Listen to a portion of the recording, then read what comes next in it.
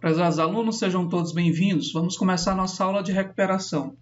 Os temas dessa aula serão função quadrática, inequação produto e quociente e função modular. É claro que essa aula é uma aula de revisão, então alguns pontos não serão abordados em todos os detalhes. Alguns dos pontos comentados aqui, inclusive, serão deixados como exercício, para que você retome esses conhecimentos e fique com ele cada vez mais consolidado. Então, chega de conversa e vamos à aula. Então, vamos fazer aqui a nossa revisão e o nosso resumo sobre função quadrática. Bom, a primeira coisa que eu tenho que destacar de função quadrática é a forma. A forma da função quadrática é dada por f de x igual a ax quadrado bx mais c. Esses a, b e c serão números que irão definir a nossa função quadrática. Ela sempre terá essa forma. Um número multiplicando x ao quadrado, que será o coeficiente a, um número multiplicando o x, que será o coeficiente b, e um valor c, que é um termo independente da variável c. Com relação ao gráfico da função quadrática, ela é sempre uma parábola. Porém, essa parábola pode ser côncava para cima ou côncava para baixo. Quem vai definir a concavidade da parábola é o coeficiente a. No caso em que a é positivo, a concavidade da parábola é para cima. Então, nós temos uma parábola sorrindo aqui. E caso o a seja negativo, a concavidade da parábola é para baixo. Então, nós temos a parábola para baixo, fazendo uma boquinha triste aqui. Ok. Quais são os pontos que nós devemos destacar na hora de montar o gráfico da função quadrática? São esses pontos que eu estou destacando aqui. Um deles é a interseção da parábola com o eixo y. É este ponto aqui, ó. A parábola sempre cortará o eixo y no valor do coeficiente c. Esse c aqui, ó, da função quadrática. A parábola sempre cortará o eixo x no valor das raízes da função quadrática. E lembrando que as raízes de uma função quadrática podem ser calculadas via fórmula de Bhaskara, onde x é igual a menos b mais ou menos raiz quadrada de delta sobre 2a. E esse delta é velho conhecido, é sempre dado por b2 menos 4ac. Outro ponto de destaque da parábola é o vértice da parábola. Esse vértice é um ponto cuja coordenada x eu chamo de x do vértice e a coordenada y eu chamo de y do vértice.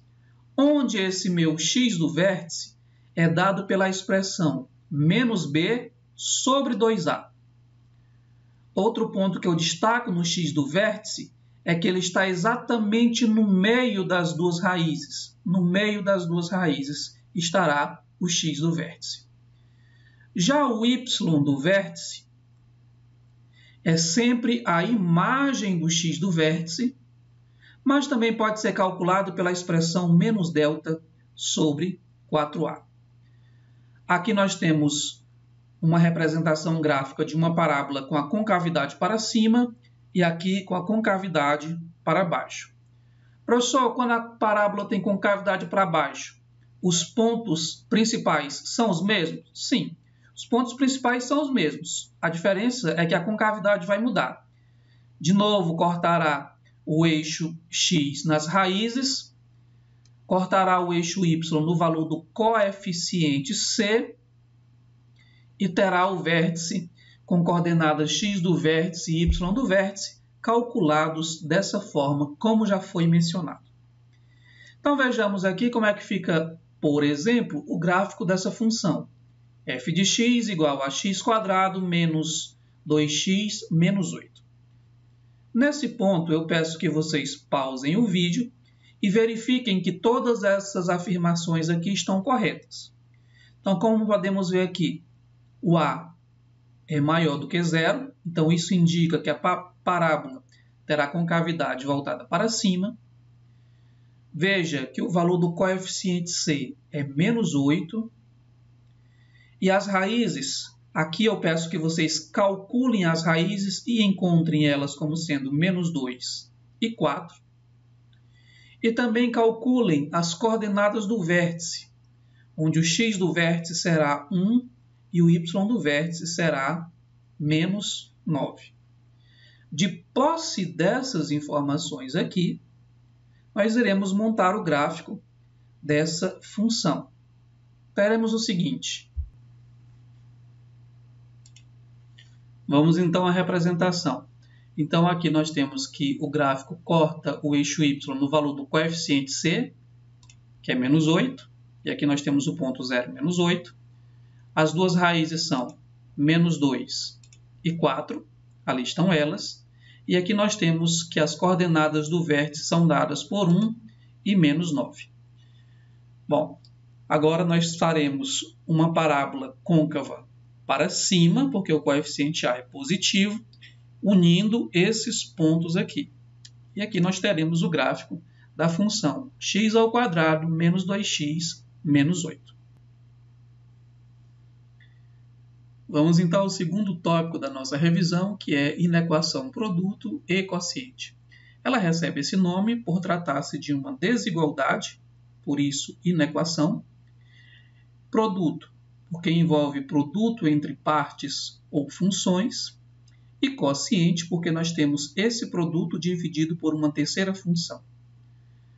Para fazer a resolução dessa inequação, eu irei buscar os valores de x que tornam este produto e quociente menor ou igual a zero. Para isso, nós temos que fazer, então, a decomposição do nosso primeiro membro da desigualdade a partir de um produto da função f pela função g dividido pela função h. Aqui nós teremos que fazer uma pequena restrição. Como trata-se de um quociente também, o denominador nunca poderá ser igual a zero. E aí eu pergunto, qual é o valor de x que torna esse denominador igual a zero? Isso mesmo, é o valor de 3. 2 vezes 3 é 6, 6 menos 6 igual a zero. Dessa forma, na nossa solução, nós devemos tomar o cuidado de tomar todos os valores que são diferentes do 3. Então, mesmo que o 3 apareça na nossa solução, ele deverá ser descartado por esta condição de que o 3 anula o denominador, que nunca poderá ser zero. Ok? Então, vamos agora fazer o estudo separado de cada uma dessas funções. A primeira função a ser estudada eu chamei aqui de f. Ela é a função do primeiro grau, função afim, dada por menos x mais 3. Lembrando, então, que a raiz dessa função é o valor de 3, porque 3 é o valor que anula a nossa função f. Observe também que a nossa função ela é decrescente. Teve muita gente que errou na prova esse tipo de questão porque fez o gráfico com orientação trocada. Note, gráficos de função crescente tem esse sentido e decrescente tem esse sentido, decaindo, né? Caindo, decrescendo. Então, a nossa função aqui, repito, ela é decrescente, por isso a reta tem que estar nesse sentido aqui. E aí nós pegamos a parte do gráfico que está aqui embaixo, nós atribuímos o sinal negativo, e na parte que está acima atribuímos o sinal positivo. Então, essa função f, ela é negativa para valores à direita do 3, e à esquerda do 3 ela é positiva. Em seguida, eu faço o estudo da função g, e aqui é uma função quadrática, x² menos 6x mais 7. A concavidade dela é para cima, e eu peço que vocês confirmem, através da fórmula de Bhaskara, que as raízes são menos 1 e 7.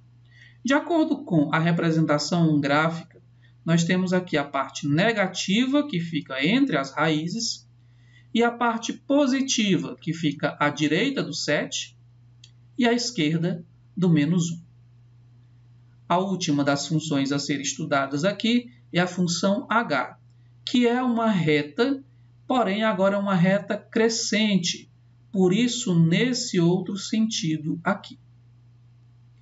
Novamente, nós temos que a raiz dessa função h também é o valor 3. 2 vezes 3 é 6, 6 menos 6 é 0. Aqui a parte onde ela é positiva e aqui na parte à esquerda do 3, onde ela é negativa. Pronto. Foi feito o primeiro passo da resolução da nossa inequação, onde nós estudamos o sinal de cada uma das funções f, g e h. O próximo passo agora, que eu chamei de segundo passo, é sintetizar esses sinais dentro do nosso quadro. Para isso, nós começamos organizando todas as raízes que aparecem, e elas são 3, menos 1 e 7. Repito novamente o 3, né? Em ordem crescente. Então, primeiro é menos 1, depois o 3 e depois o 7. Aqui eu sintetizo, eu resumo os sinais da f. Olha lá para a f.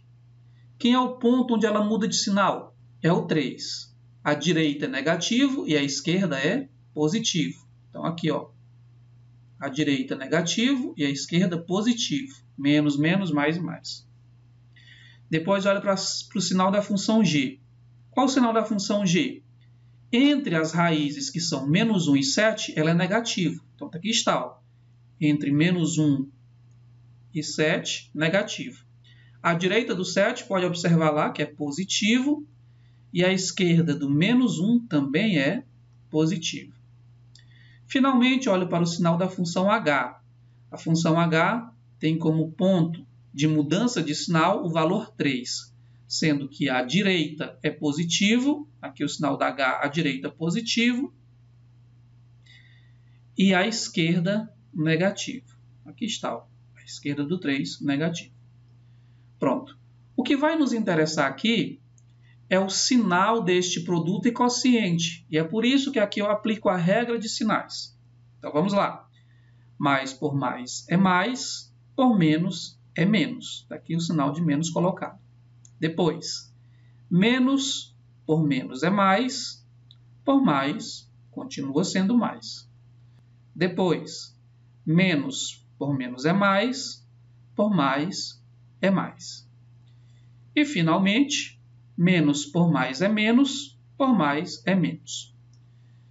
Voltamos à condição da nossa inequação, da nossa desigualdade, e aqui eu quero a parte onde este produto e quociente é menor ou igual a zero. Portanto, eu me interesso pelas partes onde são negativas e também onde é zero. Por isso que esse intervalo aqui é fechado, porque também pode ser igual a zero. E aqui, ó, igual a zero, eu fecho o intervalo e aqui eu pego a parte negativa.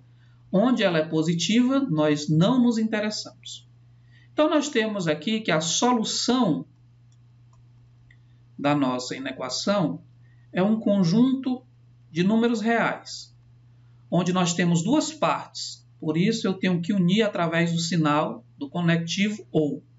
A primeira parte é a parte que é menor ou igual a menos 1. E a segunda parte é a parte onde x é maior, podendo também ser igual a 7. Então, essa é a nossa solução da inequação, que é ao mesmo tempo produto e quociente. Sigamos em frente com o próximo tópico.